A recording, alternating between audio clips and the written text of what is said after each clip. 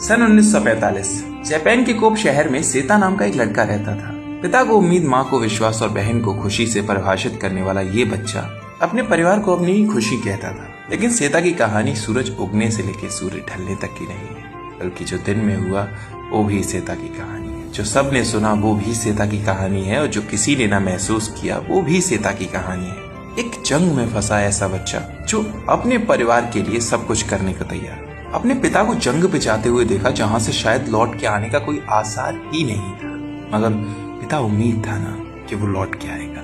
अपनी जिस माँ की गोद में खेला, जिसके लिए कभी भी अपने बच्चे को उठाना ज्यादा वजन का काम नहीं लगा, आज उसकी हाथों पे पट्टियां और पूरे शरीर पे घाव देख के ना सेता को समझ में आया कि आज उसकी जिंदगी का ना सबसे बड़ा विश्वास डगमगाने वाला है। लेकिन इसके बाद भी ना उसने अपनी आंखों से एक आंसू गिरने की इजाजत नहीं दी। उस वक्त जानता था अभी रोएगा तो शायद उसकी बहन भी उसे देख के खुद को संभाल ना पाए, और उसकी बहन तो अभी बहुत छोटी है छोटा सेता भी, मगर शायद समझ चुका है कि अब बड़े होने का वक्त आ चुका। वो अपनी बची कुची खुशियां समेटता है और चल पड़ता है एक बार फिर से संभलने के लिए, फिर से कुछ दूर चलने के लिए। वो हर मोड़ पे बेहतर होने की कोशिश करता है, अपनी बहन का ख्याल रखने का कोई भी मौका छोड़ना नहीं चाहता। हर बीतता दिन, बीतता पल सेता और उसकी बहन को कमजोरी, भूख और लाचारी का एहसास दिलाता ही चला गया। सेता ने सोचा कि अब उसे कुछ ना कुछ तो करना ही होगा, क्योंकि उसकी बहन बहुत बीमार हो चुकी थी। और इसका एहसास ना उसे तब समझ में आया जब उसकी बहन एक पत्थर लेके उसे देने लगी खाने के लिए, कहते कि भैया मैंने आपके लिए राइस बॉल बनाया है। वो खुद भी